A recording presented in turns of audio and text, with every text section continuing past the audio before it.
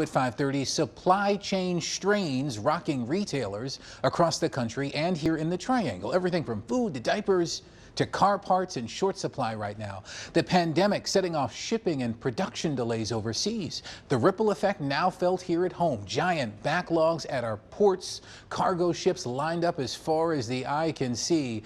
But a shortage of truck drivers and factory workers means the goods aren't getting to you. And one of the big ripple effects, prices, they are going up. Analysts now sounding the alarm to hurry up and finish those holiday wish lists. And joining us now to talk about the concern over those bare shelves and the shipping delays that we're seeing all around the country is Rob Hanfield, supply chain expert at NC State. Dr. Hanfield, very grateful for your time this afternoon to talk about this issue that's affecting so many of us. A lot of people talking today about not being able to find many items at the grocery store. I know that glass jars are now in a supply chain issue. Can you tell us, is this really all due to the supply chain issues? What's going on? Yeah, unfortunately, we're seeing supply chains gummed up in just about every industry right now.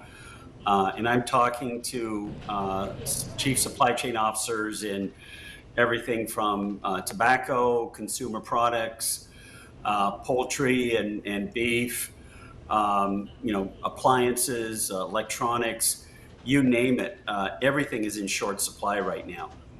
And a lot of it is due to problems with transportation, but a lot of it is actually due to labor shortages. And we're seeing something interesting right now. It's a global labor shortage. It's not just in North America.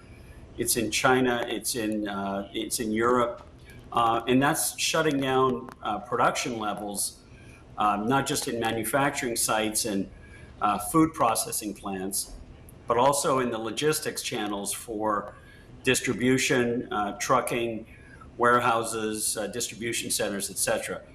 So it's the combination of global labor shortages and raw material shortages that are really responsible for all of these different shortages we're seeing across the board. Yeah, as you said, this is a global issue that's going on right now. Before people start hoarding supplies like we saw last year, is this something that we should be worried about? Any lingering problems at our grocery stores through the end of the year? Oh, I think it's going to go well beyond the end of the year. I think this is going to extend into 2022, well into 2022.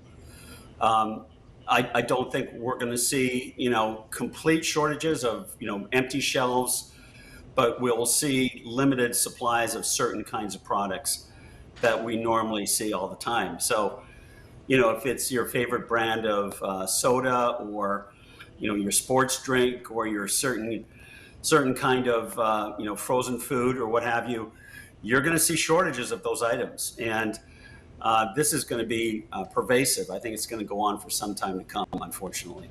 We've all seen the headlines about how this is also going to affect holiday shipping and shopping. Should people now get a jump start on that to avoid those delays?